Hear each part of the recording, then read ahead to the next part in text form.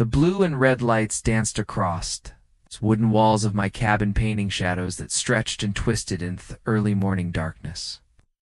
I stood on my perch, coffee mug in hand, watching as two police officers approached, while a woman in her 50s stood behind them, arms crossed triumphantly. She wore a big-pent suit that screamed middle management, and her highlighted bob haircut bounced with each emphasis gesture she made toward my cabin.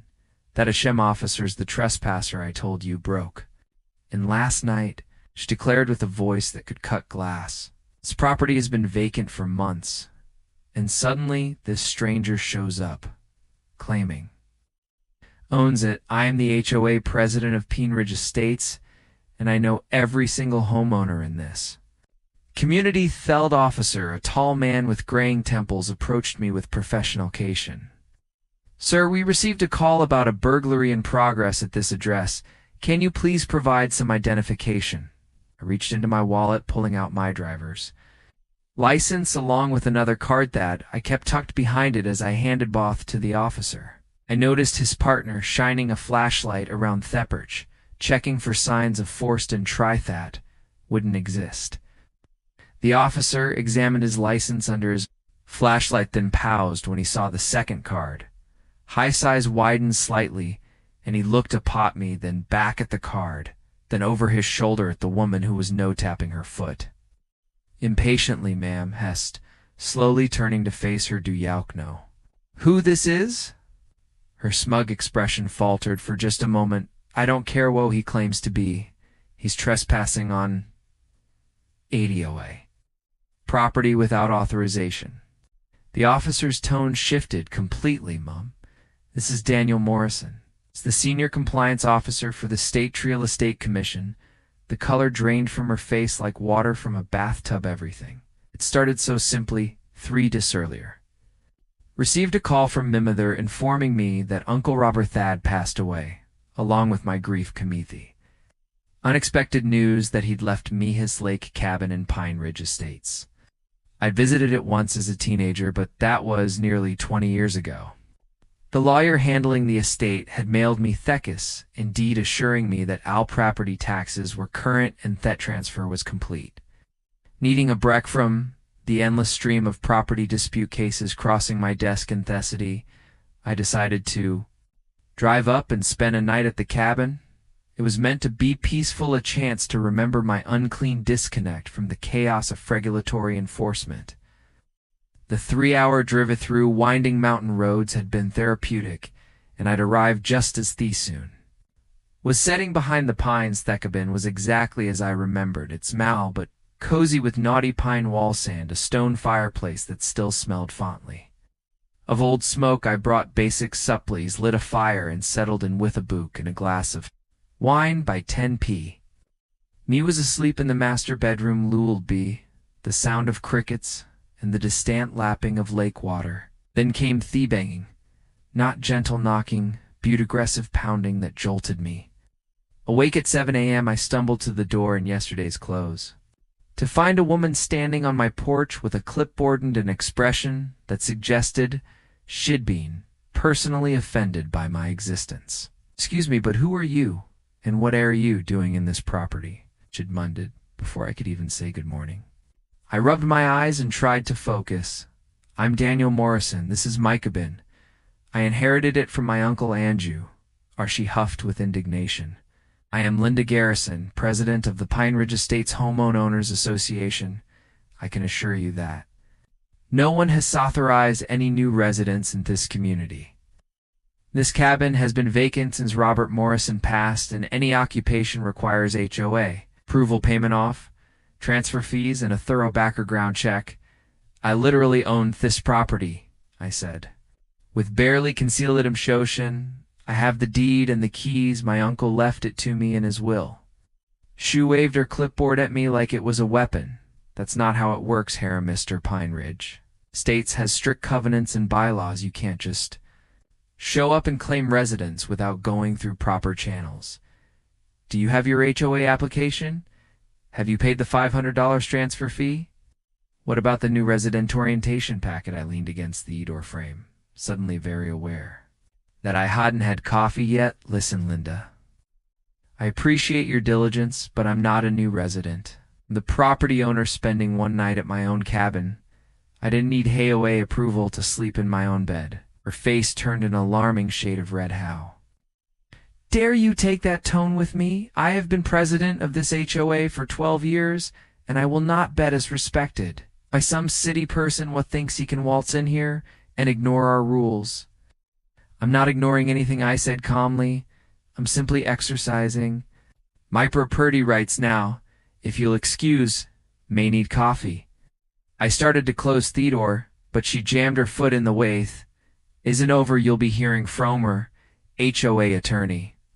And if I see you her at night, I'll call the police for trespassing with that. Cheerful warning, she stomped off my porch and marched down the graveled driveway. I watched her go, then made a mental note to review. Pine Ridge Estates at HOA. Documents in my line of work, I'd seen plenty of overzealous board members. But Linda Garrison seemed to be in a league of her own. The rest of the day passed peacefully. I spent time cleaning out some of Uncle Robert's belongings. Took a kayak out on the lake, an event some friendly neighbors who expressed their condolences and welcome Ed to the community. None of them mentioned needing HOA approval. Thu Severall did roll their eyes when I mentioned my morning visitor. Oh, you met Linda, said Tom from 2 cabins down. Yash is dedicated, tried to find me once for having the wrong shade of brown on my deck. Stain, I had to show her the proved color list with the literal paint can to get her to back off the veining. I grilled some burgers on the deck and watched the sunset paint the lake orange and purple. I was just settling in for another quiet night when I saw the headlights coming up the drive. 2 sets of headlights, actually the police cars, pulled up to my cabin, and I walked out to meet them, still holding my coffee mug from dinner, which brought Justo the present moment with Linda Garrison's smug expression melting away. The officers recognized my name, and entitled the lead officer handed back my identification and turned to face her fully. Oh, ma'am. Can you explain exactly what crime you're reporting here? Heast with professional restraint. Linda sputtered for a moment, then found her voice. He's trespassing. This property requires HOA authorization for occupancy, and he doesn't have it. But he owns that property, the officer said slowly, as if explaining to a child you can't trespass in your own property. The HOA has rulish insisted, her voice climbing higher. He hasn't paid fees or submitted applications, or those are civil matters, ma'am, not criminal ones. The second officer interrupted. You called 911 and reported a burglary in progress. That's a serious allegation. I decided it was Tomato. Speak up, officers. I'm happy to show you the deed and estate documents if that would help clear this up. Everything's properly filed with the county and all taxes are current. That won't be necessary. Mr. Morrison, the lead officer, said, we know who you are. My captain actually attended your seminar on property law compliance last spring. Headed back to Linda. Ma'am, are you aware of that? Filing a false police report. As Acromelinda's mouth opened and closed like a fish, gasping for air. I didn't file a false report. It's not supposed to be here without HOA approval. But he's not burglarizing anything, the officer said patiently. He owns the property. Ho disputes are not police matters unless there's actual criminal activity. I watched as the reality of her situation big gained to sink in. Linda Garrison, in her zealous pursuit of HOA compliance, had just falsely reported a state official to the police.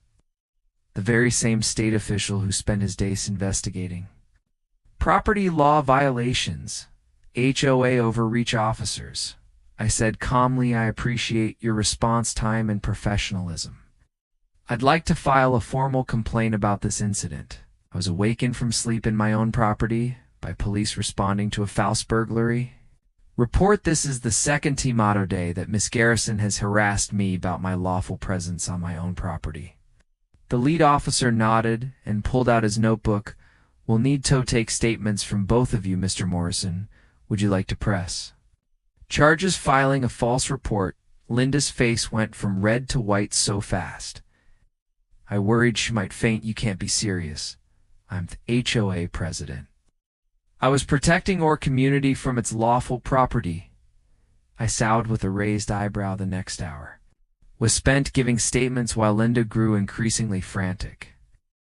Sheckled her husband, someone she referedo, as our HOA attorney, and at least 3 board members. Each call became more desperate as she realized the magnitude of her mistake as the officers prepared to leave the lead. Officer handed me his card. If you need anything for your formal complaint, Mr. Morrison, please let us know. We take false reports very seriously, especially when they're raised to harass property owners, he gave Linda. Stern look, ma'am, I strongly suggest you familiarize yourself with actual property law before making any more emergency calls after the police left.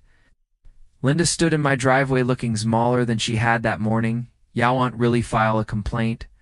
Will you?" she asked with a voice that had lost its earlier authority. "I was just doing me job."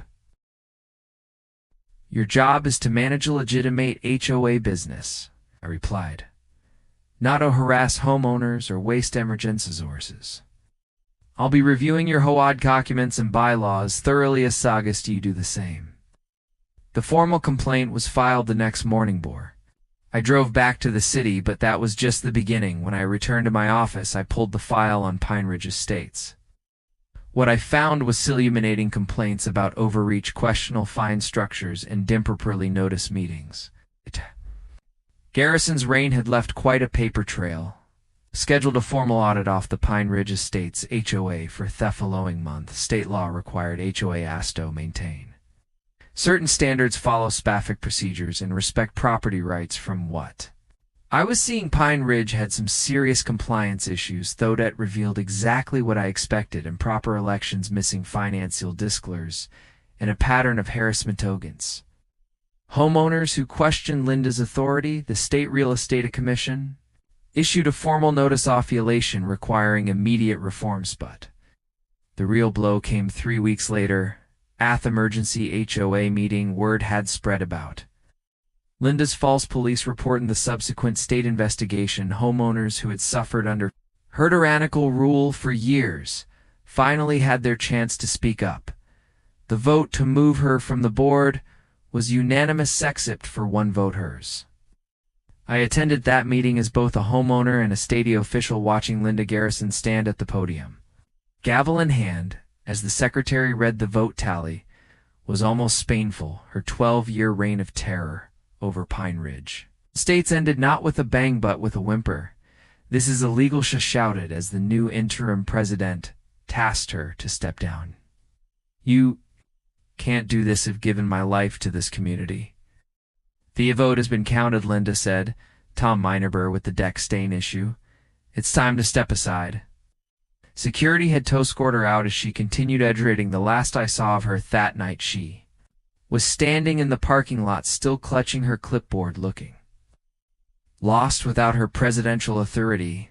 The false report charge eventually resulted in a $5,000 fine and 100 hours of community service. The HOA's insurance company, faced with potential liability for her actions, refused to cover her legal fees. I heard through Thegerpaven that she had to take out a second mortgage to pay her attorney, but true justice came 6 months later when I was assigned to create new state guidelines for HOA governance. The Morrison protocols, as they became known, specifically addressed the abuse offered by board members and established clear protections for property owners. Linda Garrison's harassment had inadvertently led to stronger protections for homeowners across the state. Now, whenever I visit the cabin, I see Linda occasionally. She lives 3 streets over and still walks her Pomeranian past my property twice a day, but she never makes eye contact, never stops to chat, and definitely never mentions HOA business. The new board president,